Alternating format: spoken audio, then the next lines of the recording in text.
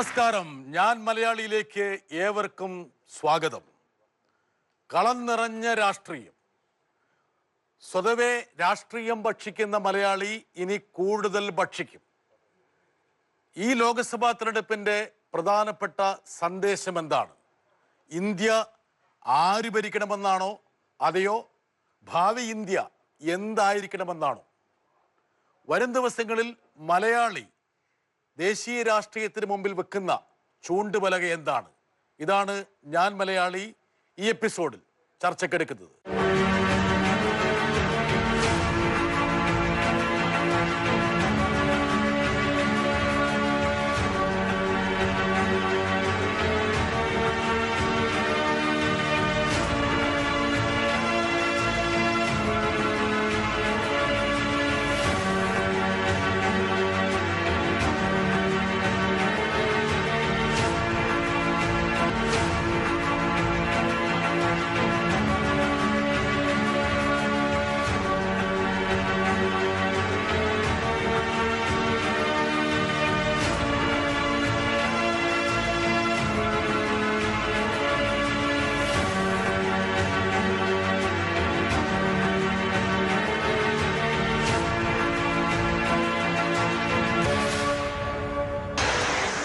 ഈ ചർച്ചയിൽ പങ്കെടുക്കുന്നു ശ്രീ PC ജോർജ്, കേരള ജനപക്ഷം സ്ഥാപകൻ, അഡ്വക്കേറ്റ് A റഹീം, DYFI സംസ്ഥാന സെക്രട്ടറി, ശ്രീ ശരത്ചന്ദ്ര പ്രസാദ്, കോൺഗ്രസ് നേതാവ്, അഡ്വക്കേറ്റ് JR പത്മകുമാർ, BJP നേതാവ്, ഡോക്ടർ J പ്രഭാഷ്, രാഷ്ട്രീയ നിരീക്ഷകൻ, ശ്രീ ജേക്കബ് ജോർജ്, മുതിർന്ന മാധ്യമ പ്രവർത്തകൻ, ശ്രീ P രാമഭദ്രൻ, ദളിത് നേതാവ്, ശ്രീ ലാൽകുമാർ, സാമൂഹ്യ നിരീക്ഷകൻ, ആര്യ അനിൽ, പൊളിറ്റിക്കൽ സയൻസ് വിദ്യാർത്ഥി.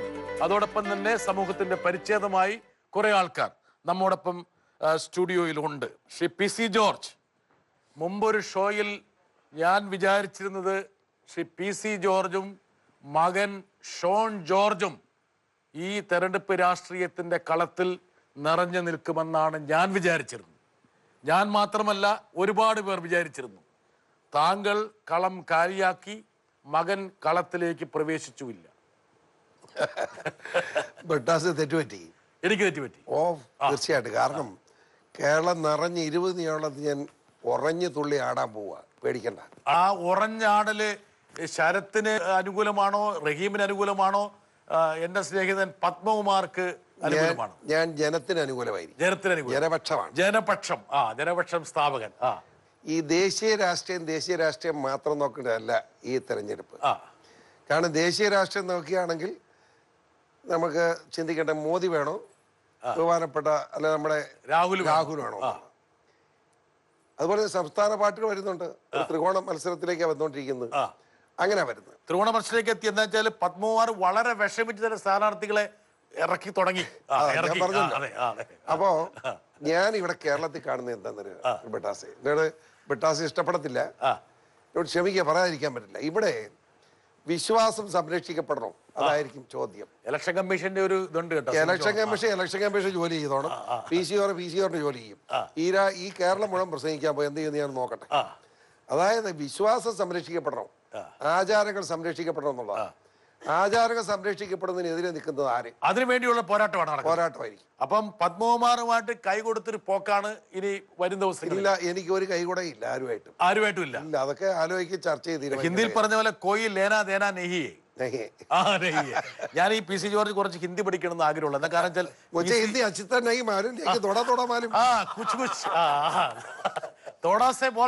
എന്താ കാരണം വെച്ചാൽ ഈ PC ജോർജ് പോയി കഴിഞ്ഞാൽ എനിക്ക് ബലമായ ഒരു വിശ്വാസം ഈ UP രാഷ്ട്രീയത്തിലൊക്കെ നിങ്ങൾക്ക് തിളങ്ങാൻ പറ്റുന്ന ഒരാളാണ്.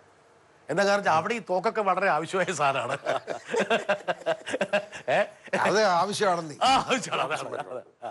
എനിവേ, റഹീം, വളരെ നിർണായകമായ ഒരു തെരഞ്ഞെടുപ്പ്. ശ്രീ PC ജോർജ് പറയാതെ പറഞ്ഞു വെച്ചൊരു കാര്യമുണ്ട്.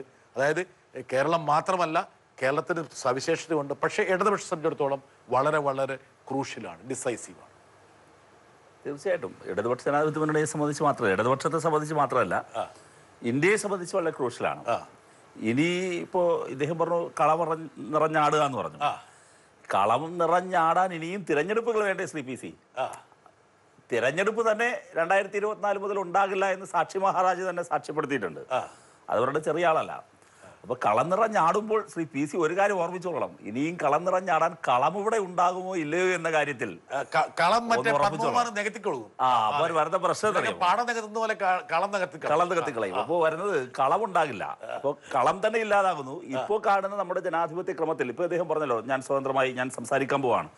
ഇത്തരത്തിലുള്ള സ്വതന്ത്രമായ അഭിപ്രായ പ്രകടനം താങ്കൾക്ക് ഇലക്ഷൻ കമ്മീഷണർക്കെതിരെ പോലും നടത്താൻ കഴിയുന്ന ആത്മവിശ്വാസത്തോടെ ഇപ്പൊ പറയാൻ കഴിയുന്നത് ഇന്ത്യൻ ഭരണഘടന അവിടെ ഉള്ളതുകൊണ്ടാണ്.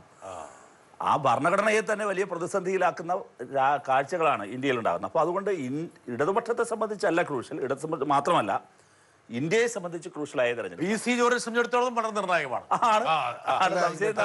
നിങ്ങൾക്ക് ഇതുപോലെ സംസാരിക്കാനുള്ള ഒരു സ്വാതന്ത്ര്യം ലഭിക്കാൻ യുദ്ധം ചെയ്യണം, തന്റെ ഇടം വേണം, ജനാധിപത്യം സംരക്ഷിക്കാൻ വേണ്ടി പോരാടണം, രണ്ടാം സ്വാതന്ത്ര്യ സമരത്തിന് ആഹ്വാനം ചെയ്യണം. മനസ്സിലായില്ലേ? ഓക്കെ, PC ജോർജ് ഞാൻ ശരത്തിലേക്ക് വരാം. ശരത്ത്, എനിക്ക് ശരത്ചന്ദ്ര പ്രസാദ് എന്റെ വളരെ വേണ്ടപ്പെട്ട സ്നേഹിതനാണ്. പക്ഷെ ഇപ്പൊ ഞാൻ ശരത്തിന്റെ മുഖത്തേക്ക് നോക്കിയപ്പോൾ എനിക്ക് എവിടുന്നാന്ന് അറിയില്ല, എന്റെ മനസ്സിലൊരു വെള്ളിടി. എന്താ കാരണം വെച്ചാൽ 2004 ജൂണിലെ ഒരു ദൃശ്യം എന്റെ മനസ്സിലേക്ക് വരികയാണ്. 2004 ജൂൺ, അതായത് ജേക്കബ് ജോർജിന്റെ മനസ്സിൽ പെട്ടെന്ന് കിട്ടി. അതായത് 1.5 പതിറ്റാണ്ട് മുമ്പ് ഇന്ദിരാഭവനിന് മുമ്പിൽ നടന്ന ഒരു രംഗം എന്റെ മനസ്സിലേക്ക് വരുവാണ്. അതിലെ നായകനും പ്രതിനായകനും സ്ഥാനാർത്ഥികളായി എന്റെ സ്നേഹിതൻ ശരത്ത് എന്തേ ആകാത്തത്? ഇതാണ് എന്റെ മനസ്സിലൊരു വിങ്ങല് പോലെ വരിക. ശരത്തെ, ഞാൻ ഇപ്പം വന്നതാ. അതാ ഞാൻ പറഞ്ഞു.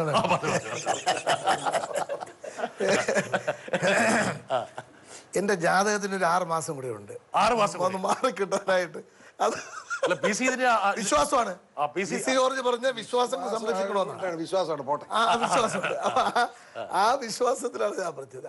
ഓരോരുത്തർക്കും ഓരോ യോഗമുണ്ട്, നിയോഗമുണ്ട്. ഇപ്പോ ഏറ്റവും ഒടുവിലായി ശ്രീ K മുരളീധരനെ വടകരയിലേക്കുള്ള ഒരു നിയോഗം, അത് കേരളത്തിലെ കോൺഗ്രസിന് ഒരു മൃതസഞ്ജീവനി പോലെയായിരുന്നു. ഒരു നിമിഷം ഞാൻ ഒന്നും പറഞ്ഞു, 2004 കുറിച്ചാ പറഞ്ഞത്. അപ്പൊ ഉടനെ മുരളിയിലേക്ക് പോയതിനാ ഞാൻ ചോദിക്കട്ടെ, MP രാഘവനെ ഈ പാർട്ടിയിൽ നിന്ന് പറഞ്ഞു വിട്ടിട്ട് അവസാനം MP രാഘവൻ അവസാനം ഞങ്ങൾ എടുത്തേ എന്ന് പറഞ്ഞുകൊണ്ട് നടന്നില്ലേ? MP രാഘവന്റെ മകനെ LDF സ്ഥാനാർത്ഥി. അതിനേക്കാൾ പ്രത്യയശാസ്ത്രപരമായി ഉണ്ടായ CPM-നകത്തുള്ള യുദ്ധത്തിനേക്കാൾ വലുതല്ലല്ലോ ഞാനും മുരളിയാട്ടൊക്കെ എന്തെങ്കിലും ഉണ്ടായിട്ടുണ്ടെങ്കിൽ. ഞാൻ വെറുതെ ഒരു തീയതി പറഞ്ഞു നോക്കിയത്. അപ്പൊ സംഭവം പുറത്തേക്ക് ശരത്ചന്ദ്ര പ്രസാദ് തിരുത്തിരിക്കുന്നത്, റഹീം തിരുത്തിരിക്കുന്നത് ഇല്ല. ഇവർ രണ്ടുപേരും രാഹുൽ ഗാന്ധിയെ പ്രധാനമന്ത്രിയാക്കാൻ നിൽക്കുന്നവരാ. കാരണം നമ്മൾ മോദിയെ തകർക്കണം. നമ്മുടെ മോദിയാ പ്രധാനമന്ത്രി നമ്മളതല്ലേ? പത്മകുമാറേ, അത് വളരെ ക്ലിയർ ആണ്. ഇന്ത്യൻ പ്രധാനമന്ത്രിയായിട്ട് ബ്രിട്ടാസ് ആണ്, നമ്പർ ബ്രിട്ടാസ്. അത്രേ ഉള്ളു. നിങ്ങള് ഈ സീറ്റ് തർക്കം ഉണ്ടാക്കാതെ നിങ്ങൾ അങ്ങ് വീതിച്ചങ്ങ് എടുത്താൽ പോരെ. എന്തിനീ വഴക്കുണ്ടാക്കുന്നു? അല്ല, പത്മകുമാർ എടുത്താ പോരെ. ഇപ്പൊ പത്മകുമാറിന് ഏറ്റവും കൂടുതൽ അലോസരപ്പെടുന്ന ഈ PC ജോർജ്മാരെ പോലുള്ള ആൾക്കാര് നമ്മുടെ മോഡി എന്ന് പറയുന്നതാണ്. അങ്ങനെ പറഞ്ഞ ചിലർ വന്നതാണ് ഇപ്പൊ പത്മകുമാറിന് ഇവിടെ കേരളത്തിൽ ആകെ പ്രതിസന്ധിയായത്. അങ്ങനെ വന്ന ശരത്തിന് ചില സ്നേഹിതന്മാരെയൊക്കെ അക്കോമഡേറ്റ് ചെയ്യേണ്ടി വന്നുകൊണ്ട് മുതിർന്ന നേതാക്കൾ അങ്ങോട്ട് ഔട്ടായിപ്പോയി. ശരത്തെ, നമ്മളെ കേന്ദ്രമന്ത്രി അബദ്ധമായി പോയി എന്ന് പറഞ്ഞുകൊണ്ടിരിക്കുകയാണ്. MLA സ്ഥാനം രാജിവെച്ച് കേന്ദ്രമന്ത്രിയാകാൻ പോയത് അബദ്ധമായി പോയി. പുള്ളി പറയുന്നത് എന്താണ്, കൊല്ലത്ത് നിൽക്കുന്നതിനെക്കാട്ടിലും വേറെ എവിടെയാ നിൽക്കുന്നതാണ് നല്ലത്, മലപ്പുറത്ത് നിൽക്കുന്നതാണ് പറയേണ്ടി വന്ന ഒരു കേന്ദ്രമന്ത്രി. പത്മകുമാർ, ഇങ്ങനെ പലരെ കൊണ്ട് ഇങ്ങനെ പറയിപ്പിക്കേണ്ട കാര്യം ഉണ്ടായിരുന്നോ പത്മകുമാറെ? നിങ്ങൾക്കാണ് PC ജോർജിനെ പോലുള്ള ആൾക്കാരുടെ നല്ല പിന്തുണയുണ്ടായിരുന്നു ആചാര സംരക്ഷണത്തിന്റെ പേരിൽ. അതെ, ആ പേരിൽ അത് വേണ്ട, ഒരിക്കലും ആക്കില്ല. ഞാൻ എന്റെ സ്നേഹിതനായത് കൊണ്ടുള്ളൊരു സാഹചര്യം അറിയാലോ. പറയും പത്മകുമാർ. ഈ തെരഞ്ഞെടുപ്പ് നേരത്തെ റഹീം പറഞ്ഞ പോലെ വളരെ പ്രധാനപ്പെട്ട ഒരു തെരഞ്ഞെടുപ്പാണ്. ഭാരതീയ ജനതാ പാർട്ടിയെ സംബന്ധിച്ചിടത്തോളം അല്ല, CPM-നെ സംബന്ധിച്ചിടത്തോളം. കാര്യം ഇന്ത്യൻ രാഷ്ട്രീയത്തിൽ അപ്രസക്തമാകാൻ പോകുന്ന ഒരു രാഷ്ട്രീയ പ്രസ്ഥാനമാണ്. ഒരു ദേശീയ പാർട്ടി എന്നുള്ള നിലയിൽ ഇനി അടുത്ത തെരഞ്ഞെടുപ്പിൽ ഒരു ഏകീകൃത ചിഹ്നം വെച്ച് മറ്റ് സംസ്ഥാനങ്ങളിൽ കൂടി ഒരു ഏകീകൃത ചിഹ്നം വെച്ച് മത്സരിക്കാൻ പറ്റാതെ പോകുന്നൊരു തെരഞ്ഞെടുപ്പാണ്. നമുക്കറിയാം, അതിൻ്റെ രാഷ്ട്രീയ ശക്തി അറിയാം. 18% ആദ്യത്തെ തെരഞ്ഞെടുപ്പിൽ ഉണ്ടായിരുന്ന ഒരു പാർട്ടിക്ക് ഇന്ന് 1-2% താഴെ വന്ന് നിൽക്കുന്ന ഒരു പാർട്ടിയാണ്. നമ്മൾ സാധാരണ പറയാറുണ്ടല്ലോ, ഈ ഓട്ടോറിക്ഷയ്ക്ക് അല്ല ഓട്ടോറിക്ഷയ്ക്ക് നോക്കി പറഞ്ഞത്, ഓട്ടോറിക്ഷയ്ക്ക് നാഷണൽ പെർമിറ്റ് എടുത്ത് വെച്ചിട്ട് ഞാൻ നാഷണൽ പെർമിറ്റ് ഉണ്ടോന്ന് പറഞ്ഞിട്ട് ഒരു കാര്യമില്ല. ഓട്ടോറിക്ഷ അതുവരെ അത് ഓടാൻ കഴിയുന്നില്ല. പിന്നെ ഈ PC പറഞ്ഞാണ് ഏറ്റവും കറക്റ്റ്. വളരെ പ്രസക്തമായ കാര്യം. ഇവരെന്തിനാ ഈ തെരഞ്ഞെടുപ്പിൽ ഈ രണ്ട് മുന്നണികളുടെ പ്രസക്തി എന്താ? ഞങ്ങൾ പറയുന്നതല്ല. ഞങ്ങൾ പറയുന്നത് ചിലപ്പോൾ കോൺഗ്രസ് BJP നമ്മുടെ മാർക്സിസ്റ്റും അല്ലെങ്കിൽ മാർക്സിസ്റ്റും കോൺഗ്രസും കൂടെ ഐക്യമാണെന്ന് ഞങ്ങൾ പറയുന്നു എന്ന് പറഞ്ഞാൽ ഒരുപക്ഷെ രാഷ്ട്രീയമാകാം. കഴിഞ്ഞ ദിവസമില്ലേ ഇവരുടെ പാർട്ടിയുടെ ഒരു ഇടതുപക്ഷത്തിന്റെ സ്ഥാനാർത്ഥി പാർട്ടി സമ്മേളനത്തിൽ LDFന്റെ കൺവെൻഷനിൽ PV അൻവർ പറഞ്ഞ എന്താ? ഞാൻ മത്സരിക്കുന്നത് രാഹുൽ ഗാന്ധിയെ പ്രധാനമന്ത്രിയാക്കാനാണ്, എനിക്ക് നിങ്ങൾ വോട്ട് ചെയ്യണമെന്ന് ഇവരുടെ സ്ഥാനാർത്ഥി പറഞ്ഞു. അതിലപ്പുറം ഇനി വേറൊരു തെളിവ് വേണോ? അപ്പൊ അതാണ് ഉദ്ദേശമെങ്കിൽ ഈ നമുക്ക് നേരിട്ട് മത്സരിക്കാം. NDA ഒരു സൈഡിലും മറ്റു നമ്മൾ ഇങ്ങോട്ട് വന്നാൽ ഇപ്പൊ രാഷ്ട്രീയം ചൂടുപിടിച്ചിരിക്കുകയാണ്. ഇപ്പൊ PC ജോർജിനോട് പറഞ്ഞാൽ കേരളത്തിലെ രാഷ്ട്രീയം കുറച്ചുകൂടെ സംസാരിക്കണം, അങ്ങനെ പോകുന്നവർ ഇവിടെയോ വേണ്ടത് ഇവിടെ. ഇപ്പൊ കേരളത്തില് ഞാനൊരു കാര്യം പറയട്ടെ പത്മകുമാർ, അതായത് BJPയുടെ എന്താ പറയാ വർത്തമാനകാല രാഷ്ട്രീയത്തിൽ ഏറ്റവും പ്രധാനപ്പെട്ട ഒരു സമസ്യ എന്ന് പറയുന്നത് ഇത്രയും സാഹചര്യങ്ങൾ വന്നപ്പോൾ ഒരു ബ്രേക്ക് ത്രൂ ഇനി ഉണ്ടാക്കാൻ പറ്റുന്നില്ല എങ്കിൽ ശരത്തെ ഇനി മുമ്പോട്ട് നോക്കിയിട്ടില്ല. അത് നിങ്ങൾ തെറ്റിദ്ധരിപ്പിക്കുക. ഞങ്ങളെ ഇപ്പോ ഇന്ത്യ ഭരിച്ചുകൊണ്ടിരുന്ന പാർട്ടി ഇനി 19ലും 24ലും ഞങ്ങൾ തന്നെ ഭരിക്കുമെന്ന് ഉറപ്പുള്ള ഒരു 24 കഴിഞ്ഞാൽ ഇരുന്നോട്ടെ. അത് ഞാൻ മറുപടി പറയാം. ഞാൻ വിചാരിച്ചാണ് ഒന്ന് പറഞ്ഞോട്ടെ, ഒന്ന് പറഞ്ഞോട്ടെ. ഇദ്ദേഹം പറഞ്ഞില്ലേ കേട്ടോ, ഈ BJPക്കകത്ത് നേതാക്കന്മാർ സ്ഥാനാർത്ഥിയാകാൻ നടക്കുന്നുള്ളതാ അവരുടെ കുഴപ്പം. മനസ്സിലായില്ലേ? ഇതുപോലെ പത്മകുമാറിനെപ്പോലുള്ള ചെറുപ്പക്കാരെ പിടി സ്ഥാനാർത്ഥിയാക്കുന്നത്. ഞാൻ 2 തവണ പാർലമെന്റ് മത്സരിച്ചിട്ടുണ്ട്.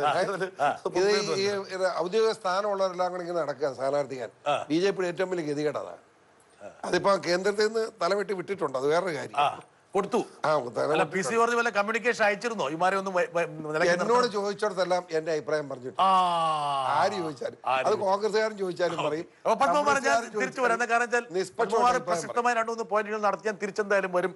പ്രഭാഷ്, ഞാൻ ആദ്യം എൻ്റെ ആമുഖത്തിൽ പറഞ്ഞതുപോലെ ഇന്ത്യ ആര് ഭരിക്കണം, ഒന്ന് ഇന്ത്യ എന്തായിരിക്കണം, ഇന്ത്യ എന്ന ആശയം എന്തായിരിക്കണം, ഇതൊക്കെയാണ് ഒരുപക്ഷെ ഈ തെരഞ്ഞെടുപ്പിൽ ഉയർന്നു വരുന്ന ചോദ്യങ്ങൾ. തീർച്ചയായിട്ടും ഇതിനകത്ത് 3 കാര്യങ്ങൾ വളരെ പ്രസക്തമാണ്. ഒന്ന്, ഈ ഇന്ത്യൻ ഭരണഘടന മൂല്യങ്ങൾ സംരക്ഷിക്കുക. വിശ്വാസത്തിലുപരി ഭരണഘടനാ മൂല്യങ്ങൾ സംരക്ഷിക്കുക എന്നുള്ളതാണ്. കാര്യം വിശ്വാസം തന്നെ നൽകുന്നത് ഭരണഘടനയാണ്. അപ്പോൾ അടിസ്ഥാനപരമായി ഭരണഘടനാ മൂല്യങ്ങൾ സംരക്ഷിക്കാനുള്ള ഒരു തിരഞ്ഞെടുപ്പ്. ഭരണഘടനാ മൂല്യങ്ങൾ സംരക്ഷിക്കാനുള്ള തിരഞ്ഞെടുപ്പ് എന്ന് പറയുമ്പോൾ തന്നെ ഇന്ത്യൻ ജനാധിപത്യത്തിന് വേണ്ടിയുള്ള ഒരു തിരഞ്ഞെടുപ്പാണ്. ഇന്ത്യൻ ജനാധിപത്യത്തെ ശക്തിപ്പെടുത്താനുള്ള ഒരു തിരഞ്ഞെടുപ്പ്. അവസാനം ആണ് ഈ ബ്രിട്ടാസ് പറഞ്ഞ ഇന്ത്യ എന്ന ആശയം. ഇന്ത്യ എന്ന ആശയം ഭരണഘടനയിൽ പറഞ്ഞിരിക്കുന്ന മൂല്യങ്ങൾക്ക് അധിഷ്ഠിതമാണോ അതോ അല്ലയോ എക്സ്ട്രാ കോൺസ്റ്റിറ്റ്യൂഷണൽ ആണോ എന്നുള്ള കാര്യങ്ങൾ തീരുമാനിക്കുന്ന വളരെ ക്രൂഷ്യലായിട്ടുള്ള ഒരു തിരഞ്ഞെടുപ്പാണ്. അപ്പോൾ ഇവിടെ ആര് പ്രധാനമന്ത്രിയാകണം, ഏത് പാർട്ടി ഭരിക്കണം എന്നതിലുപരിയായിട്ട് ഇന്ത്യ എന്ന് പറയുന്ന സങ്കല്പം എങ്ങനെയായിരിക്കണം എന്നുള്ള വളരെ പ്രധാനപ്പെട്ട ഒരുപക്ഷെ ഇതുവരെയുള്ള തെരഞ്ഞെടുപ്പുകളിൽ ആ ഒരു ചോദ്യം ഉയർന്നു വന്നിരുന്നില്ല. ഇപ്പോഴാണ് ഉയർന്നു വന്നത്. ശ്രീ ജേക്കബ് ജോർജ്, ആചാര സംരക്ഷകനായ ശ്രീ PC ജോർജ് അങ്ങനെ പല രൂപത്തിലും ഭാവത്തിലുമാണ് നമ്മുടെ ഇപ്പോഴത്തെ ചർച്ചകൾ മുമ്പോട്ട്. ഞാൻ ആചാരത്തെ കുറിച്ച് ഒന്നും പറയുന്നില്ല. അല്ല, PC ജോർജും ജേക്കബ് ജോർജും ഒരു തെറ്റിദ്ധാരണ തിരുത്താം.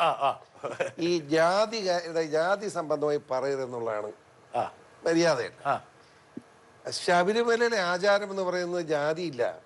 അതിനകത്ത് ക്രിസ്ത്യാനിയുണ്ട്, ഹിന്ദുവുണ്ട്, മുസൽമാനുണ്ട്, സായിപ്പുണ്ട്, സർവമതം എല്ലാവരും ഉണ്ട്. അവിടുത്തെ ആചാരത്തിനാണ് പ്രാധാന്യം. ഇതിനകത്തെ ഒരു കാര്യം നോക്കേണ്ടത്, കേരളത്തിലെ എല്ലാവർക്കും ഒരുമാതിരിപ്പെട്ട എല്ലാവർക്കും രാഷ്ട്രീയമുണ്ട്. അപ്പോൾ ഈ രാഷ്ട്രീയമായ ഒരു ചേരിതിരിവാണ് കേരളത്തിന്റെ ഒരു മുഖമുദ്ര തന്നെ. ആത്യന്തികമായിട്ട് LDFും UDFും തമ്മിലുള്ള മത്സരമാണ്, പോരാട്ടമാണ്. ഇതുവരെയും ഉള്ളത് എങ്ങനെയാണല്ലോ. ഇതിനിടയ്ക്ക് BJP ശ്രമിക്കുന്നത് ഒരു സ്പേസ് ഉണ്ടാക്കാൻ വേണ്ടിയാണ്. ഇവിടെ 1 സീറ്റ് 2 സീറ്റ് അല്ലെങ്കിൽ A+ കുറെ കാറ്റഗറി ഉണ്ടാക്കി വെച്ചിട്ടുണ്ട്. A+ കാറ്റഗറിയിൽ പത്മകുമാർ ഉൾപ്പെടുത്തിയിരിക്കുന്നത് തിരുവനന്തപുരം, പത്തനംതിട്ട, തൃശ്ശൂർ ഉൾപ്പെടുത്തി 3 A+ ആണ്. പാലക്കാട് Aയിൽ വരെയുള്ളൂ അല്ലെ പത്മകുമാറെ? പാലക്കാട് എങ്ങനെ Aയിലാണോ A+ ആണോ? ഞങ്ങൾ 20 A+. അപ്പൊ ഈ രാഷ്ട്രീയമുള്ള കളവ് പറയുമ്പോ എന്റെ മുഖത്ത് നോക്കില്ല, അതാണ് ക്യാമറ അവിടെ ഇല്ല. അല്ല ഈ പത്മകുമാർ നിഷ്കളങ്കൻ, എന്താ അറിയാ, കളവ് പറയുന്ന സമയത്ത് എന്റെ മുഖത്ത് നോക്കില്ല. രാഷ്ട്രീയമുള്ള കേരളീയരെ ഇപ്പോൾ തന്നെ ചേരി തിരിഞ്ഞ് നിൽക്കുകയാണ്. അവരുടെ മനസ്സിൽ രാഷ്ട്രീയമുണ്ട്. അതുകൊണ്ട് അവരെ ഒന്നും പഠിപ്പിക്കേണ്ട. ഈ പ്രചാരണം കൊണ്ട് വീഴുന്നത് നിഷ്പക്ഷരായിട്ട് നിൽക്കുന്ന ഒരു സമൂഹം എപ്പോഴും ഉണ്ടല്ലോ, അവരെ മാത്രമേ അങ്ങോട്ടും ഇങ്ങോട്ടും മാറ്റാൻ കഴിയുള്ളൂ. അത് ഇവിടെ വരെ അതിനുള്ള ഘടകങ്ങൾ എത്ര പെർസെന്റേജ് ഉണ്ടാവും? പക്ഷെ ജേക്കബ് ജോർജ് അത് വർദ്ധിച്ചു വരുവാണ്. ഇപ്പോൾ പിന്നെ വർദ്ധിച്ചു വരുവാണ്. ഇല്ലാത്ത ആൾക്കാരുടെ പിന്നെ എണ്ണം വർദ്ധിച്ചു വരുന്നതായിട്ടാണ് നമ്മൾ മനസ്സിലാക്കുന്നത്. സർവേകളിലൊക്കെ കാണുന്നുണ്ട്. എന്നാൽ പോലും ആത്യന്തികമായിട്ടുള്ള ഒരു ചേരിതിരിവുണ്ടല്ലോ, ആ ചേരിതിരിവ് തന്നെ ആയിരിക്കും കേരളത്തിൽ ഇലക്ഷൻ അടുത്ത് വരുമ്പോഴേക്കും അല്ലെ? ശ്രീ രാമഭദ്രൻ ദളിത് നേതാവ് ശരത്ചന്ദ്ര പ്രസാദിന്റെ സഹപ്രവർത്തകനായിരുന്നു, സഹപോരാളിയായിരുന്നു. പക്ഷെ ഈ അടുത്ത കാലത്ത് ശ്രീ രാമഭദ്രന് ശരത്തിനോട് വലിയ പത്തിയില്ല. ആദ്യം ശ്രീ ബ്രിട്ടാസിനോട് എനിക്കൊരു പ്രതിഷേധമുണ്ട്. 10-50 വർഷമായിട്ട് പൊതുരംഗത്ത് നിൽക്കുന്ന എന്നെ ഒരു ദലിത് പ്രവർത്തകനായിട്ട് പരിമിതപ്പെടുത്തിയതിനകത്ത് എനിക്ക് കോൺഗ്രസിനകത്ത് ഹരിജൻ നേതാവായിട്ടും ദളിത് നേതാവായിട്ടും അധകൃത നേതാവ്, അത് കോൺഗ്രസ്സുകാർക്കാന്നെ അധകൃതൻ, അനധികൃതൻ, അധംകൃതൻ അത് പറയാൻ പോലും അറിയത്തില്ല. ഇതെല്ലാം കേട്ട് സഹിച്ച് ശ്രീ പിണറായിയായിട്ടും ശ്രീ കാനുമായിട്ടൊക്കെ ഒന്ന് സഹകരിക്കാമെന്ന് വിചാരിക്കുമ്പം ബ്രിട്ടാസും കൂടി ഇങ്ങനെ തുടങ്ങിയാൽ അത് ശരി. ഒരു സെക്കൻഡ്, പരിമിതപ്പെടുത്തിയെന്ന് ഞാൻ പറഞ്ഞോളൂ. രാമഭദ്രൻ ശ്രീ രാമഭദ്രൻ പറയുന്ന പോയിന്റ് ഉൾക്കൊണ്ടുകൊണ്ട് ഞാൻ ഒരു റീജോയിൻഡർ പറയട്ടെ. താങ്കൾ ദളിത് ഫെഡറേഷൻ നേതാവാണ്, പ്രസിഡന്റാണ്. ദളിത് ഫെഡറേഷന്റെ പ്രസിഡന്റ് ആയ ഒരാളെ ദളിത് നേതാവ് എന്ന് വിളിക്കുന്നതിൽ ഒരു കുഴപ്പമില്ല. രണ്ടാമത്തെ കാര്യം ഞാൻ പരിമിതപ്പെടുത്തിയെന്നേ പറഞ്ഞു. രണ്ടാമത്തെ കാര്യം ഞാൻ എന്റെ ഭാഗം ഞാനൊരു രാഷ്ട്രീയ മീമാംസ വിദ്യാർത്ഥിന് പറയട്ടെ. ഇന്ന് ഇന്ത്യയുടെ യാഥാർത്ഥ്യത്തിൽ ദളിത് നേതാവ് എന്ന് പറയുന്നത് ചുരുക്കലല്ല, അതൊരു വികാസമാണ്. അത് അവർ ഉൾക്കൊള്ളണം. ബ്രിട്ടാസേ, അത് അവർ ഉൾക്കൊള്ളണം. ഹാപ്പിയായി അവർ ഉൾക്കൊള്ളണ്ടേ? ഉൾക്കൊള്ളണം. ഇനി ശ്രീ രാമഭദ്രൻ എന്നെ കുറിച്ച് പറഞ്ഞത് പിൻവലിച്ചുകൊണ്ട് മുന്നോട്ട് പോയിക്കോളൂ. അല്ല, ഈ ദലിതെന്നുള്ളതിന്റെ വിശാല അർത്ഥം താങ്കൾ മനസ്സിലാക്കിയതിൽ സന്തോഷം. പലർക്കും അത് അറിയത്തില്ല, പലരും ധരിച്ചു വെച്ചേക്കുന്നത്. രാമഭദ്രൻ ഞാൻ എത്രയോ കാലം ഉത്തരേന്ത്യയിൽ ജീവിച്ച ആളാണ്. എനിക്ക് മഹത്വവും അതിന്റെ ഒരു വികാസവും വലിപ്പവും എനിക്കറിയാം.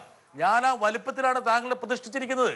അപ്പൊ അതാണ് നമുക്ക് വിഷയത്തിലേക്ക് വരാനിരിക്കുന്ന തെരഞ്ഞെടുപ്പിൽ ദേശീയ അടിസ്ഥാനത്തിലും കേരളത്തിലും രാഷ്ട്രീയ പോരാട്ടത്തോടൊപ്പം തന്നെ ജാതീയമായ പോരാട്ടവും അരങ്ങേറാൻ പോവുകയാണ്. 2, ഇതുവരെ കളത്തിൽ വന്നിട്ടുള്ള സ്ഥാനാർത്ഥികളിൽ 90% കട്ടയ്ക്ക് പിടിക്കുന്ന നല്ല സ്ഥാനാർത്ഥികളാണ്. ഒരു സ്ഥാനാർത്ഥി നമുക്ക് ഇല്ലാതായി പോയി. അതിന്റെ ഒരു വിഷമം എനിക്കുണ്ട്. അദ്ദേഹം പ്രഖ്യാപിച്ചാണ്, പക്ഷെ പിന്നീട് പിൻവാങ്ങി. ആരായിരിക്കാം? ഇല്ലല്ലോ, ഈ സഭയിലില്ലല്ലോ. ഞാൻ പറയാം. പിന്നെ എന്റെ സ്നേഹിതൻ ശരത്ചന്ദ്ര പ്രസാദ് എന്നും ഇങ്ങനെ അവഗണിക്കപ്പെടുക, എന്നെ പോലെ തന്നെ. താങ്കളുടെ ആ 3 കണ്ടുപിടുത്തം ഉണ്ടല്ലോ, അത് വളരെ എന്റെ രാമഭദ്രൻ ചേട്ടാ, ഞാൻ ഇവിടെ നിന്നപ്പോൾ ഒരു വെള്ളിടി പോലെ എനിക്ക് സത്യം പറഞ്ഞു. ഞാൻ ഒരു പ്രിപ്പറേഷൻ നടത്തിയില്ല, ഒരു കുറിപ്പും ഇല്ല. മരത്തിന് 1.5 പതിറ്റാണ്ട് മുമ്പുള്ള ജേക്കബ് ജോർജൊക്കെ വരച്ചു വെച്ച സഹപ്രവർത്തകനായ എനിക്ക് പോലും പെട്ടെന്ന് അത് തോന്നിയില്ല.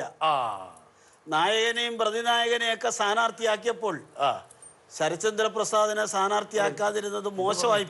ഇത് എന്നെ കുറിച്ച് പറഞ്ഞു, ശരത്ചന്ദ്രനെ കുറിച്ച് പറഞ്ഞു, റഹീമിന്റെ പേര് പറയാം. 10 വർഷമായിട്ട് ഒരാള്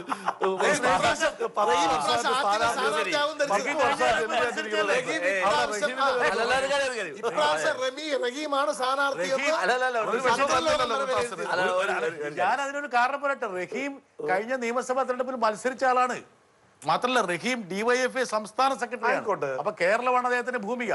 അഖിലേന്ത്യാ സെക്രട്ടറി ആകുമ്പോൾ എന്തായാലും റഹീം മത്സരിക്കും. ശ്രീരാമഭദ്രൻ ചേട്ടൻ പറ. A+ഉം B+ഉം ഒന്നും ഇല്ലെങ്കിലും A+ വന്നു. തിരുവനന്തപുരത്തും പത്തനംതിട്ടയിലും പാലക്കാട്ടും തൃശ്ശൂരും തീർച്ചയായും ത്രികോണ മത്സരം തന്നെയാണ് എന്നുള്ള കാര്യത്തിൽ യാതൊരു സംശയവുമില്ല. ശ്രീരാമഭദ്രൻ കോൺഗ്രസ് കൂടിയാണ്. UDF-ന്റെയും LDF-ന്റെയും നേതാക്കന്മാർ ശ്രദ്ധിക്കേണ്ട ഒരു കാര്യം, തിരുവനന്തപുരത്ത് നിങ്ങൾക്ക് വിജയിക്കാൻ കഴിയുമോ എന്നുള്ളതാണ്. അതായത് LDF-നും UDF-നും അന്തർനാടകങ്ങൾ വെച്ച് പത്മകുമാറിന് നന്നായി സന്തോഷം വരുന്നുണ്ട്. അദ്ദേഹം സന്തോഷിക്കാറായില്ല, എണ്ണുമ്പോഴേ സന്തോഷിക്കാൻ പറ്റത്തുള്ളൂ. ഇതുപോലെ രാജേട്ടന്റെ കാര്യത്തിൽ സന്തോഷിച്ചതാ. അന്തർനാടകങ്ങൾ വെച്ച് അണിയറയിൽ സാമുദായിക രാഷ്ട്രീയ മറ്റു പലതും കൊഴുപ്പ് കൂട്ടിക്കൊണ്ടിരിക്കുകയാണ്. അത് LDF-ഉം UDF-ഉം ശ്രദ്ധിക്കണം. കേരളത്തിൽ നിന്നും ഒരു സംഘി പോകരുത് എന്നുള്ള ഒറ്റ കാരണത്താൽ കേരളത്തിലെ ദലിതരും KDF-ഉം ശക്തമായി അതിനുവേണ്ടി നിലകൊള്ളും. ഓക്കെ, ശ്രീ രാമഭദ്രന്റെ ഒരു അർത്ഥശങ്കയ്ക്കില്ലാത്ത അദ്ദേഹത്തിന്റെ നിലപാട് വ്യക്തമാക്കി. ശ്രീ PC ജോർജ്, താങ്കളുടെ പക്ഷം ജനപക്ഷം എവിടെയായിരിക്കും 4A+? ഞാൻ A+A ഒന്നും ഞങ്ങളുടെ മുമ്പില്ല. 20 നിയോജക മണ്ഡലത്തിലും 6 കോട്ടി ചെയ്യണമെന്ന് ഞങ്ങൾ പറയും. Okay okay. ലാൽ, ഈ തെരഞ്ഞെടുപ്പിന്റെ ഒരു സവിശേഷത, പ്രത്യേകത, പ്രാധാന്യം കേരളം നമ്മുടെ മുമ്പിലേക്ക് വെക്കുന്ന ഒരു ചൂണ്ടുവലാണ്. തീർച്ചയായിട്ടും കേരളത്തിലെ സംബന്ധിച്ചിടത്തോളം കേരളം വർഗീയവൽക്കരിക്കണോ വേണ്ടായോ എന്നുള്ള ഒരു ചോദ്യത്തിന്റെ ഉത്തരം തന്നെയായിരിക്കും ഈ ഇലക്ഷൻ എന്നുള്ള കാര്യത്തിൽ സംശയമില്ല. പിന്നെ PC ജോർജ് സാർ പറഞ്ഞതിനകത്തെ ഒരു ധാർമ്മികമായ തെറ്റ് കാര്യം, RP ആക്ട് 123 അനുച്ഛേദം പ്രകാരം സുപ്രീം കോടതിയുടെ 7-അംഗ ബെഞ്ചാണ് റിലീജിയനെ ഒരു ടൂളായിട്ട് ഉപയോഗിക്കാൻ പാടില്ല എന്ന് പറഞ്ഞത്. ഇവിടുത്തെ ഇലക്ടറൽ ഓഫീസർ അത് ഉപയോഗിക്കാൻ പാടില്ല എന്ന് പറഞ്ഞാൽ ആ സുപ്രീം കോടതിയുടെ വിധിയാണ് പറഞ്ഞത്. അത് ഇവർ ഈ കോൺസ്റ്റിറ്റ്യൂഷണൽ ബെഞ്ചിന്റെ ശബരിമല വിധി മാത്രം കണ്ടു മറ്റേ വിധി കാണാത്തതിന്റെ ഒരു പ്രശ്നമാണ്. ഉറപ്പായിട്ടും ഇവർ ഏതെങ്കിലും സ്റ്റേജിൽ ഇത് ഉപയോഗിച്ചു കഴിഞ്ഞാൽ, ഇപ്പം PC ജോർജ് സാറിന്റെ പാർട്ടി ഒരിടത്തും മത്സരിക്കുന്നില്ലാത്തതുകൊണ്ട് അദ്ദേഹത്തിന്റെ സ്ഥാനാർത്ഥി ഡിസ്ക്വാളിഫൈ ആയി പോകത്തില്ല. അതെ, ഉപയോഗിക്കും. അതെ, അപ്പോൾ ഉപയോഗിക്കുന്നതിനനുസരിച്ച്. പക്ഷേ BJPയുടെ സ്റ്റേജിലാണ് സുപ്രീം കോടതി വിധിയെ വിമർശിച്ചുകൂടാന്ന് നമ്മുടെ ഭരണഘടന വിധിയെ നിങ്ങൾക്ക് എതിർത്തുകൂടാന്നുള്ളതല്ല, പക്ഷെ അത് ലംഘിക്കാൻ പറ്റില്ല. ചോദ്യം ഈ ശബരിമല എന്ന് പറയുന്നത് ജാതിയല്ല, അത് മതമല്ല. അല്ല, നിങ്ങൾ മതം പറഞ്ഞല്ലേ, ഒരു കമ്മ്യൂണിറ്റിയെ പോളറൈസ് ചെയ്യത്തക്ക രീതിയിലുള്ള സംസാരം ഉണ്ടാകാൻ പാടില്ല എന്നുള്ളത് ഞാൻ കംപ്ലീറ്റ് ചെയ്യട്ടെ. ഞാൻ പറഞ്ഞില്ലേ, നേരത്തെ ഉള്ള പുതുതായിട്ട് വന്നൊരു കാര്യമൊന്നുമല്ല. പുതുതായിട്ട് വന്നതാണ്. അല്ല, പറഞ്ഞോട്ടെ, മതത്തെയും ജാതിയെയും ഉപയോഗിച്ചുകൂടാ. ആർക്കും അതിന്റെ പേരിൽ ഇവിടെ ഈ KM ഷാജിയുടെ തെരഞ്ഞെടുപ്പ് അസാധാക്കിയിട്ടുണ്ട്, ഒരുപാട് പേര് അസാധാക്കിയിട്ടുണ്ട്. അതല്ല ഇവിടുത്തെ പ്രശ്നം എന്താ, ഞാൻ ഇത് പറഞ്ഞല്ലോ, ഇപ്പൊ ശബരിമല എന്ന് പറയുന്നത് CPM-ന് പേടി തോന്നുന്നുണ്ട്. ഞാനൊന്ന് ചോദിക്കട്ടെ, ഈ ലാലിനോട് തന്നെ പറയട്ടെ, മുത്തലാഖ് നിയമത്തെ സംബന്ധിച്ച് പറയുമ്പോൾ മുസ്ലിം സമുദായത്തിനെതിരായി BJP നിയമം പാസ്സാക്കാൻ ശ്രമിച്ചിരിക്കുന്നു. അത് ഏത് സമുദായത്തിൽ വേർതിരിവുണ്ടാക്കുന്നതല്ലേ? സമൂഹത്തിന്റെ അല്ലല്ല, അവരുടെ സ്വത്തിനൊക്കെ തട്ടിയെടുക്കാൻ വേണ്ടി ഗവൺമെന്റ് അത് സമുദായത്തിന്റെ അല്ലേ? ശബരിമല എന്ന് പറയുമ്പോൾ പേടിയുണ്ട്, ചെയ്തു പോയ പൊട്ടത്തരം ആളുകൾ ചർച്ച ചെയ്യാൻ പാടില്ല, അതവരുടെ ആഗ്രഹമാണ്. അദ്ദേഹത്തിന് പറയാനുള്ള എല്ലാ അവകാശമുണ്ട്. പക്ഷേ ബീഹാർ ഇലക്ഷന് മുമ്പ് സുപ്രീം കോടതി വിധിച്ചൊരു വിധിയാണ്. 100% ഞാൻ എഴുതി വെച്ചിരുന്നു, ഇവരെ കാൻഡിഡേറ്റ്സ് എല്ലാം ഡിസ്ക്വാളിഫൈ ചെയ്ത് പോകും. 100 ഇവര് ചുമ്മാതെ ഞാൻ പറയട്ടെ, നിങ്ങൾ പറഞ്ഞില്ല ഇത് പണ്ട് വന്നൊന്നുമല്ല. ബീഹാർ ഇലക്ഷന് മുമ്പ് സുപ്രീം കോടതിയുടെ വിധിയാണ് സാധനം, 7-അംഗ ബെഞ്ചിന്റെ വിധിയാണ്. നിങ്ങൾ ഇതൊന്നും വായിക്കാതെ വന്നിരുന്നിട്ട് കാര്യം പറഞ്ഞിട്ട് കാര്യമില്ല. മതത്തിനെ പോളറൈസ് ചെയ്യാൻ, ശബരിമല മതവുമായിട്ട് ബന്ധപ്പെട്ട വിഷയമാണ്, ഹിന്ദു സമൂഹത്തെ ഒന്നിച്ചു നിർത്താൻ ഇവർ ശ്രമിക്കുന്നുണ്ട്. അതിന് 123 ഇവർ റദ്ദായി പോകും. ഓക്കെ, ശരി. ആര്യ, ഈ ഒരു പാനലിലെ ഏറ്റവും ചെറുപ്പം ഉള്ള ഒരാളാണ്, ഒരുപക്ഷെ പുതിയ ന്യൂ ജനറേഷന്റെ ഒരു വക്താവ് കൂടിയാണ്. നിങ്ങളെപ്പോൾ ഉള്ള ആൾക്കാരുടെ വാക്കുകൾ ശ്രദ്ധിച്ച് കേൾക്കാൻ വേണ്ടി ശ്രീ PC ജോർജ് അങ്കിള് ഇരിപ്പുണ്ട്. അതെനിക്ക് ഇഷ്ടപ്പെട്ടു. ഈ ശരത്തിനെ അങ്കിളത്ത് വിളിക്കാത്തോണ്ട് ശരത്തിന് ഭയങ്കര സന്തോഷമായി. പറയൂ ആര്യ. കേരളത്തിനെ സംബന്ധിച്ചിടത്തോളം എന്തുകൊണ്ടും വളരെ ഒരു ഇമ്പോർട്ടന്റ് ആയ ഒരു സ്റ്റേജാണ്. അതും യുവാക്കളെ സംബന്ധിച്ചിടത്തോളം നമ്മളിപ്പോ ഈ ശബരിമലയെ കുറിച്ച് സംസാരിക്കുന്നില്ല. അതിന്റെ പിന്നിൽ കൂടെ പെട്രോളിന്റെ വില ഉയരുന്നുണ്ട്, അൺഎംപ്ലോയ്മെന്റ് റേറ്റ് കൂടുന്നുണ്ട്. ഇതൊക്കെയാണ് ഇവിടുത്തെ യുവാക്കൾക്ക് ചർച്ച ചെയ്യാനുള്ളത്.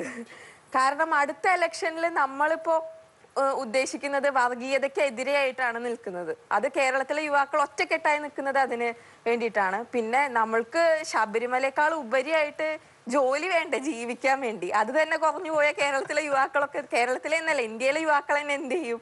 അതേപോലെ പെട്രോളിന്റെ വില ഇങ്ങനെ ഉയർന്നു പോവുകയാണെങ്കിൽ ഇനി വരും കാലത്ത് വീട് പണയം വെച്ച് പെട്രോൾ അടിക്കേണ്ട ഒരു ഗതികേടാണ് നമുക്ക് വരുന്നത്. അപ്പൊ എന്തുകൊണ്ടും ഈ വരുന്ന ഒരു എലക്ഷൻ എന്ന് പറഞ്ഞാൽ കേരളത്തിനെ സംബന്ധിച്ചിടത്തോളം എന്തുകൊണ്ടും വളരെ ഇമ്പോർട്ടന്റ് ആയിട്ടുള്ള ഒന്നാണ്. പിന്നെ വളരെയധികം പ്രത്യേകതകളുണ്ട്. കാരണം കഴിഞ്ഞ ഇലക്ഷനിൽ സോഷ്യൽ മീഡിയ ഉണ്ടെങ്കിൽ പോലും ഇത്തവണ വളരെയധികം സജീവമാണ്. ട്രോളുകളായിട്ടും രാഷ്ട്രീയ പാർട്ടികളെ അനുകൂലിച്ചും പ്രതികൂലിച്ചും ഒക്കെ ട്രോൾ ഇറങ്ങുന്നുണ്ട്. അതേപോലെ സ്ഥാനാർത്ഥികളാണെങ്കിൽ പോലും കൂടുതലും യുവാക്കളുടെ ശ്രദ്ധ വരുന്നത് എന്താണെങ്കിൽ വർഗീയത, അതേപോലെ പൊളിറ്റിക്കൽ കില്ലിങ്സ്, ഇതിനൊക്കെ എതിരായ ഒരു പീസ്ഫുൾ ആയ ഒരു അന്തരീക്ഷമാണ് നമ്മൾ ഉദ്ദേശിക്കുന്നത്. അതിന്റെ കൂടെ നോട്ടയ്ക്കുള്ള ഒരു ചാൻസും കൂടെ ഈ ഇലക്ഷന് വളരെയധികം ഒരു ചാൻസ് ഉണ്ട്. കാരണം പിന്നെ അതായത് ചെറുപ്പക്കാരുടെ ഒരു ശബ്ദമാണ്, ചെറുപ്പക്കാരുടെ ശബ്ദം ആ കൊച്ചിന്റെ ശബ്ദമാണ്. എല്ലാ ചെറുപ്പക്കാരുടെ ആ പിള്ളേരോട് ചോദിക്കണല്ലോ. ഒരു യുവതിയാണ്, ചെറുപ്പക്കാരിയല്ലേ? വളരെ സ്നേഹമുണ്ട് കൊച്ചിനോട്, ആ കുഞ്ഞിനോട് വളരെ സ്നേഹം തോന്നുന്നു. അങ്കിളാണ് അല്ലെങ്കിൽ അല്ലേലും സ്നേഹം. പക്ഷെ പറഞ്ഞതിനകത്തൊരു കുഴപ്പം, ഇപ്പോഴത്തെ ചെറുപ്പക്കാർക്ക് രാഷ്ട്രീയത്തോട് പുച്ഛമാണ്. ഞാൻ ഈ നാട് മുഴുവൻ കിടക്കുന്ന കൊച്ചുങ്ങളൊക്കെ കാണുന്നതില്ലേ, ഞാൻ അവിടെ പിള്ളേരെ കൊണ്ടു നടക്കുന്ന വിഷമം എനിക്കറിയാം. ഒരിക്കലും പുച്ഛമാണെന്ന് പറയാൻ പറ്റില്ല. കാരണം ഇപ്പോ ഡിസ്ലെക്സിയയുടെ കാര്യം എടുക്കാന്ന് വിചാരിക്കാം. പ്രധാനമന്ത്രി അങ്ങനെ ഒരു കാര്യം പറയുമ്പോൾ കേരളത്തിൽ അല്ലെങ്കിൽ സ്റ്റേറ്റ് യൂണിവേഴ്സിറ്റി അല്ലെങ്കിൽ സെൻട്രൽ യൂണിവേഴ്സിറ്റി കുട്ടികളാണ് അത് കേട്ടിരിക്കുന്നതെങ്കിൽ അങ്ങനെ പുച്ഛിച്ച് ചിരിച്ചു തള്ളില്ലായിരുന്നു. കേരളത്തിലെ യുവാക്കൾ ഒരിക്കലും അത് ചിരിച്ചു തള്ളില്ലായിരുന്നു. അതിന് തക്കതായ മറുപടി കൊടുത്തേനെ. അങ്ങനെ കളിയാക്കാനുള്ള ഒരു കാര്യമല്ല ഡിസ്ലെക്സിയ എന്ന് പറയുന്നത്. ഞാൻ പിള്ളേരുടെ അഭിപ്രായത്തോട് എതിർക്കുന്നില്ല. ഇപ്പോഴത്തെ ചെറുപ്പക്കാർ എതിർക്കണം. നീ പിള്ളേർ തെറ്റുപോയ മക്കളെ തെറ്റാന്ന് പറഞ്ഞപ്പോൾ അതിലെ കാരണന്മാരുടെ ചുമതല. ഈ കാലത്ത് നമ്മൾ അയ്യോ വളരെ സീരിയസ്. ഒരു 1100 പിള്ളേരെ എന്റെ കൂട്ടത്തില് ഈ കഴിഞ്ഞ തെരഞ്ഞെടുപ്പിന് മോട്ടോർ സൈക്കിൾ നടന്നത്. എല്ലാം ചെറുപ്പക്കാർ 10, 22, 23 വയസ്സ്. അവർക്ക് പൊളിറ്റിക്സ് ഇല്ലേ? ഏതാ എന്നോടുള്ള പൊളിറ്റിക്സ് ഉള്ളു, വേറെ പൊളിറ്റിക്സ് ഒന്നും ആ പിള്ളേർക്കില്ല. അതാണ് പ്രധാനപ്പെട്ട കാര്യം. ഞാനിപ്പിള്ളേരോട് ചോദിക്കാറുണ്ട്, കാര്യങ്ങൾ സംസാരിക്കാറുണ്ട്. അതുകൊണ്ടാ പറഞ്ഞത് പിള്ളേർക്ക് അതൊന്നും ഇൻട്രസ്റ്റഡ് അല്ല. ഇപ്പോഴത്തെ രാഷ്ട്രീയം എന്ന് പറഞ്ഞപ്പോൾ പുച്ഛമാണ്. എൻ്റെ ഭയം എന്താണെന്ന് വെച്ചാൽ ആ കുട്ടി പറഞ്ഞ പോലെ ഇന്ത്യയുടെ ഭാവിയെപ്പറ്റി ചിന്തിക്കുമ്പോൾ രാഷ്ട്രീയ രംഗത്തേക്ക് കുഞ്ഞുങ്ങൾ വന്നില്ലെങ്കിൽ വരാൻ പോകുന്നത് ഈ രാഷ്ട്രീയ നേതൃത്വം മുഴുവൻ അനർഹർ പിടിച്ചടക്കി ഈ രാജ്യത്തിന് ഭരണം കൊണ്ടുപോയാൽ രാജ്യം അവിടെ പോകും. എന്നെ അലട്ടുന്ന ഏറ്റവും വലിയ വേദനിക്കുന്ന പ്രശ്നമാണ്. തമാശയായിട്ട് കാണാവുന്ന ഒരു ചോദ്യമാണ് റഹീം. അതായത് ആ കുട്ടി പറഞ്ഞൊരു കാര്യമുണ്ട്. അതായത് നിങ്ങൾ ഇങ്ങനെയൊക്കെയുള്ള പല കാര്യങ്ങളെ കുറിച്ച് പറയുന്നു, വിശ്വാസം, ആചാരം, മറ്റത് മറിച്ച്. പക്ഷേ അവരെ പോലുള്ള ആ തലമുറ പ്രദാനം ചെയ്യുന്ന ചില പ്രശ്നങ്ങളുണ്ട്, പ്രതിസന്ധികളുണ്ട്. അവർക്ക് ജോലി വേണം, അവർക്ക് സൗകര്യങ്ങൾ വേണം, അവർക്ക് ആസ്പിറേഷൻസ് ഉണ്ട്. ഇത് അവർക്ക് കൃത്യമായിട്ട് പറഞ്ഞത് ഇപ്പോൾ വിസിബിളായ ഒരു സമൂഹമാണ്. അപ്പോൾ അദ്ദേഹത്തെ ഈ പറയുന്നത് വളരെ കൃത്യമായ പൊളിറ്റിക്സാണ്. ജോലി ആണ് ഇന്നത്തെ ഏറ്റവും പ്രധാനപ്പെട്ട പ്രശ്നം. ഇപ്പോൾ വലിയ ഇന്ത്യയിലെ ചരിത്രത്തിലെ ഏറ്റവും വലിയ തൊഴിലില്ലായ്മ നിരക്ക്, ഞാൻ മലയാളിയിൽ തന്നെ ഒരു എപ്പിസോഡിൽ നമ്മളത് ചർച്ച ചെയ്തതാണ്. ആ കണക്ക് പോലും മോദി പൂഴ്ത്തി വെച്ചു. അപ്പോൾ കേരളത്തിൻ്റെ കാര്യമാണ് ഇദ്ദേഹം ചോദിച്ചത്. ഞാൻ അതുകൂടി പറയട്ടെ. പ്രളയം വന്നു, ദുരന്തങ്ങൾ വന്നു, വലിയ പ്രതിസന്ധികൾ വന്നു, നോട്ട് നിരോധനത്തിലൂടെ വല്ലാതെ ബുദ്ധിമുട്ടിയ ഒരു നാടാണ് കേരളം. GSTയിലൂടെ അതിലേറെ ബുദ്ധിമുട്ടി. എന്നിട്ടും PSC വഴി 1 ലക്ഷം പേർക്ക് നിയമനം കൊടുത്തു 1000 ദിവസത്തിനകം. 20,000 പുതിയ തസ്തിക സൃഷ്ടിച്ചു ഈ കേരളത്തിൽ. ഇതാണ് കേരളത്തിൻ്റെ പ്രത്യേകത. മൾട്ടിനാഷണൽ കമ്പനികൾ ഉൾപ്പെടെ 65 വൻകിട കമ്പനികൾ, അതിൽ ഏറ്റവും പ്രധാനപ്പെട്ട ഇൻവെസ്റ്റ്മെൻറ്റ് നിസ്സാൻ്റെയാണ്, ഇവിടെ ഈ കഴക്കൂട്ടത്താണ് ആരംഭിച്ചു.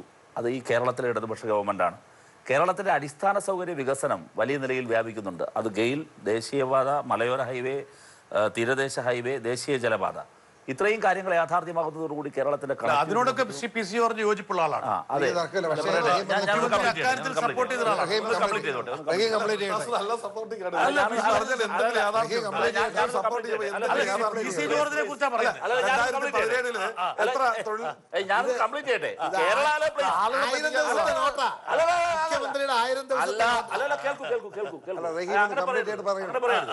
ശ്രീ PC ജോർജ് ഉൾപ്പെടെ ഇരിക്കുന്ന കേരള നിയമസഭയ്ക്കുള്ളിൽ കേരളത്തിന്റെ മുഖ്യമന്ത്രി രേഖകളെ ഉദ്ധരിച്ചു പറഞ്ഞ മറുപടിയാണ് ഞാൻ ഇവിടെ ആവർത്തിച്ചത്.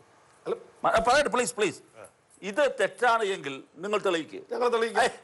എന്തെങ്കിലും പറയായിരിക്കും പ്ലീസ്. ഞാനത് കംപ്ലീറ്റ് ചെയ്യട്ടെ. നിങ്ങളുടെ ഒരു പ്രതിനിധി അവിടെ ഉണ്ടല്ലോ, O രാജഗോപാൽ എന്നല്ലേ പേര്. നിങ്ങൾക്ക് പ്രാതിനിധ്യമില്ലാത്തതല്ലോ കേരള നിയമസഭ. പത്മകുമാറിന്റെ മൂപ്പരോട് അത്ര പറ്റിയില്ല. സമയം കിട്ടുമെന്ന് എല്ലാവർക്കും അറിയാലോ. ഒരു മെമ്പർക്ക് 140 അംഗങ്ങളുള്ള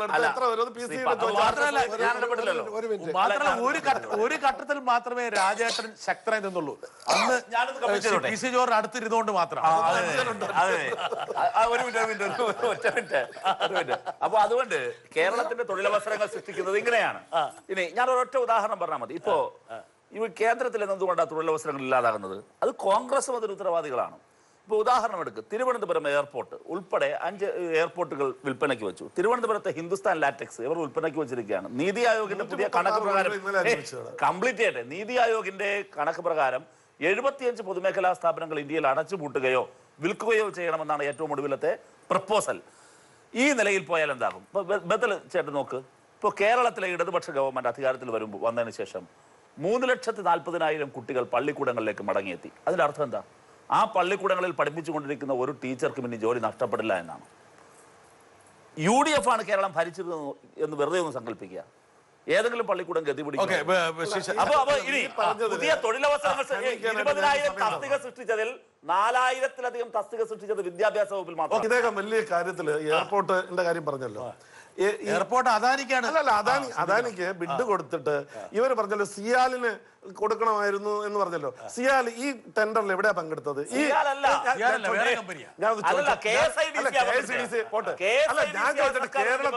കേരളത്തിൽ ഭംഗിയായിട്ട് നടത്തുന്നു എന്ന് ഇവർ പറയുന്ന സിയാല് തിരുവനന്തപുരം എയർപോർട്ടിന് ബിഡ് കൊടുക്കാതെ, ഞാൻ ചോദിച്ചോട്ടെ, ഈ ടെൻഡറിൽ പങ്കെടുത്തും മംഗലാപുരം എയർപോർട്ടിന് പോയത് എന്താ ഈ ഗവൺമെന്റ് ഇവിടെ കൊടുക്കാത്തത്? സിയാലിനെ കൊണ്ട് തിരുവനന്തപുരത്ത് ബിഡ് കൊടുപ്പിക്കാതെ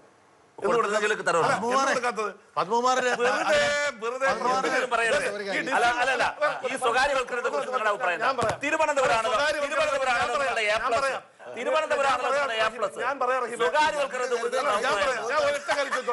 നിങ്ങളുടെ 96-ലെ നിങ്ങളുടെ NF ഗവൺമെന്റിൽ, നാഷണൽ ഫ്രണ്ട് ഗവൺമെന്റില് നിങ്ങളുടെ യെച്ചൂരിയും ചിദംബരവും കൂടി ചേർന്ന് ഒരു കമ്മിറ്റി ഉണ്ടായിരുന്നല്ലോ, ഡിസ്ഇൻവെസ്റ്റ്മെന്റ് കമ്മീഷൻ. റിപ്പോർട്ട് കൊടുത്താൽ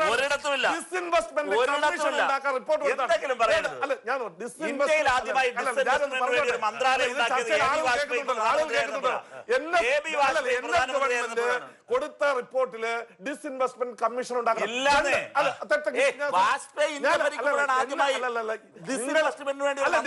ഞങ്ങൾ ഉണ്ടാക്കി, നിങ്ങൾ കമ്മീഷൻ ഉണ്ടാക്കി. കമ്മീഷൻ ഡിസ്ഇൻവെസ്റ്റ്മെന്റ് കമ്മീഷൻ ഉണ്ടാക്കണം നിർദ്ദേശം കൊടുത്തു. അതവിടെ കേരളത്തിൽ തിരുവനന്തപുരത്ത് ഒരു പൊതുമേഖലാ സ്ഥാപനം ഉണ്ടായിരുന്നു, കെൽടെക്. അറിയാമല്ലോ, ഇവർക്ക് അറിയാമല്ലോ. ഈ കെൽടെക്കിനെ കൊണ്ട് ഇപ്പൊ ആരുടെ കയ്യിലാണ്? ബ്രഹ്മോസ് എന്ന് പറഞ്ഞ അന്ന് ആരാണ്? എളമരക്കരിയുമാണ് ഒപ്പിടിച്ചത്.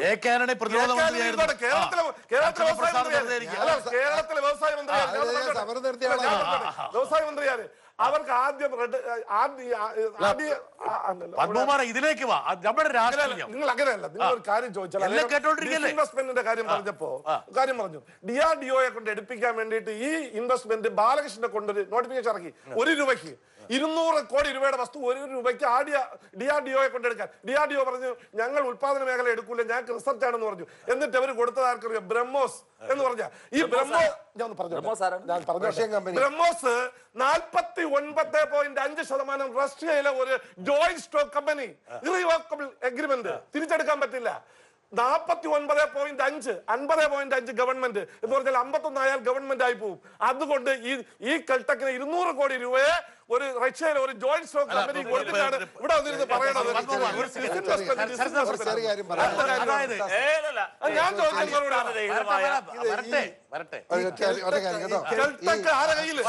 ഈ കെൽടെക് ആണെങ്കിലും ട്രിവാൻഡ്രം എയർപോർട്ട് ആണെങ്കിലും എന്റെ സ്ഥലമാണ്. ട്രിവാൻഡ്രം എയർപോർട്ട് ഇരിക്കുന്ന, ഞാൻ താമസിച്ചത്, എന്റെ വീടിരിക്കുന്ന സ്ഥലമാണ് ഇപ്പോഴത്തെ ടെർമിനൽ ബിൽഡിംഗ്. അതുമായി ബന്ധപ്പെട്ട് എത്രയോ വർഷങ്ങളായി, അതുകൊണ്ട് ഞാൻ മിണ്ടായിരുന്നത്, എത്രയോ വർഷങ്ങളായി നടക്കുന്ന സമരങ്ങളിലും പ്രശ്നങ്ങളിലും ഞാനും അതിനകത്ത് പങ്കാളിയാണ്.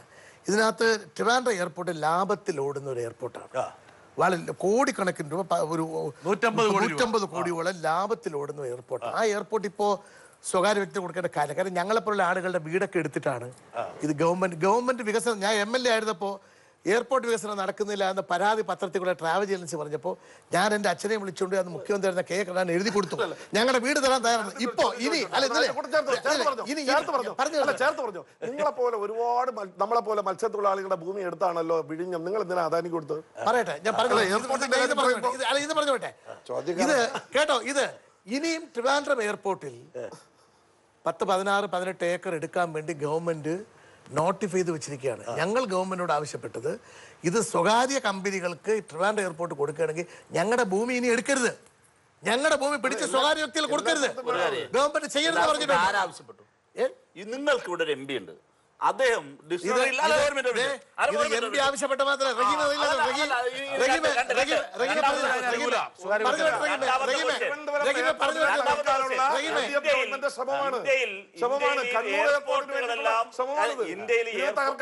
ഇന്ത്യയിലെ മുഴുവൻ എയർപോർട്ടുകളും സ്വകാര്യവൽക്കരിച്ച് തുടങ്ങുന്ന പാർട്ടി ആരാ? കോൺഗ്രസ് ആണ്. അത് BJP തുടർന്നു.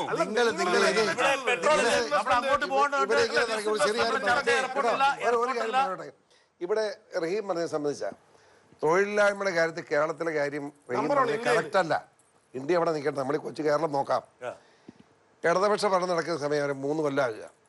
കഴിഞ്ഞ വർഷം 6.6 ആയിരുന്നു ഈ തൊഴിലില്ലായ്മയുടെ വർധനവ്. ഈ വർഷമായപ്പോ അത് ഇന്ത്യ അവിടെ നിൽക്കട്ടെ, കേരളത്തില് 7.4 ആയി വർധനവ്. കേരളത്തില്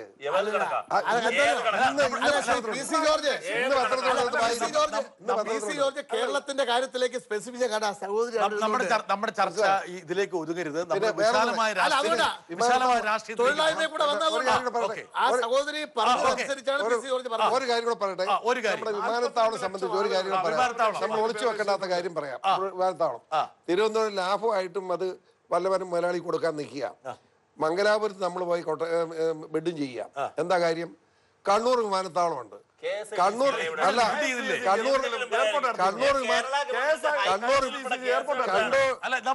വിമാനത്താവളം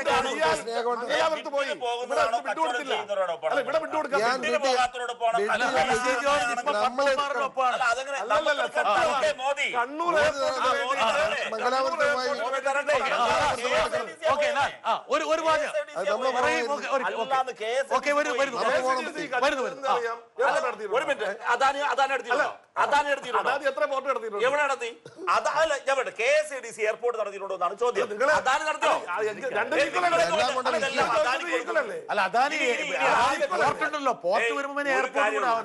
ആകെ കൊടുക്കാൻ ഇന്ത്യൻ പാർലമെന്റ് അദാനി കൊടുക്കാനുള്ളൂ. BJPയുടെ മെമ്പർ പറയുമ്പോൾ നമ്മളെ തെറ്റിദ്ധരിപ്പിക്കാൻ സാധ്യതയുള്ള ഒരു കാര്യം പറഞ്ഞുതരാം. ഈ ഡിസ്ഇൻവെസ്റ്റ്മെന്റ് നടത്തുന്നത് ഇപ്പം പറഞ്ഞ പ്രോഫിറ്റിൽ ഓടുന്ന എയർപോർട്ടിനെ ഡിസ്ഇൻവെസ്റ്റ്മെന്റിലേക്ക് പോകുന്നതിന് ഇവരുടെ ഫിസിക്കൽ ഡെഫിസിറ്റ് മാനേജ്മെന്റ് ആണ്. ഇവരുടെ കമ്മി മാനേജ് ചെയ്യാൻ ഇവർക്ക് അറിയാൻ വയ്യാതെ എക്സ്പെൻഡിച്ചർ കൂടി, നോട്ട് നിരോധനം വരെ വന്ന അതിന്റെ എക്സ്പെൻഡിച്ചർ കൂടി കഴിഞ്ഞിട്ട് ഫിസിക്കൽ ഡെഫിസിറ്റ് മാനേജ്മെന്റിനാണ് ഈ സാധനം നടത്തുന്നത്. ഇതിന്റെ എക്കണോമിക്സ് അറിയാൻ വയ്യാത്തവരല്ല.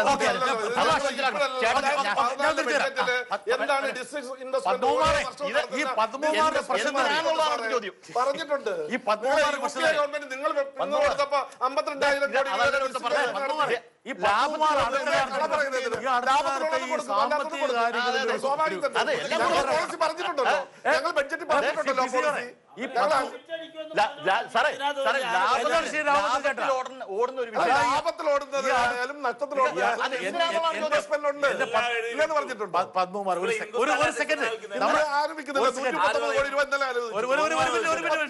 ഒരു മിനിറ്റ്. പത്മകുമാറെ, ഇത് ഈ ഡിസ്ഇൻവെസ്റ്റ്മെന്റിന്റെ ചരിത്രത്തിലേക്ക് നമ്മൾ പോയി കഴിഞ്ഞാൽ അതിനെക്കുറിച്ച് കുറച്ചുകൂടെ ആധികാരികമായി പറയാൻ പറ്റുന്നത് എനിക്കാണ്. ഞാൻ ഡൽഹിയിൽ മാധ്യമപ്രവർത്തനമായിരിക്കുമ്പോഴാണ് അതൊക്കെ തുടങ്ങിയിട്ടുള്ളത്. അന്ന് അരുൺ ഷൂറി വിറ്റ ഹോട്ടലുകളുടെ കണക്കൊക്കെ എന്റെ അടുത്തുണ്ട്. പിന്നെ ഒരു സെക്കൻഡ് ഡിസ്ഇൻവെസ്റ്റ്മെന്റ് ആദ്യം തുടങ്ങിയപ്പോൾ ശ്രീ PC ജോർജിന് അറിയാവുന്ന പോലെ നഷ്ടത്തിലോടുന്ന പൊതുമേഖല ഒഴിവാക്കാൻ പരിചയം ഉണ്ടെന്ന് പറഞ്ഞാൽ ഞാൻ ഒരു ചോദിച്ചത്, ഈ അടുത്ത കാലത്ത് ഈ കൊച്ചിൻ എയർപോർട്ടിന് ഇന്റർനാഷണൽ നടത്തിപ്പിന് ഇന്റർനാഷണൽ ടെൻഡർ വിളിച്ചതാരാ? നയനാര കാലത്തല്ലേ? എന്നിട്ട് അന്ന് സുപ്രീം കോടതി ഇടപെട്ടോട്ടോ അല്ലെ ഇപ്പൊ സിയാലായത്? വിദേശ നടത്തൂലേ? കൊച്ചി എയർപോർട്ടിനെ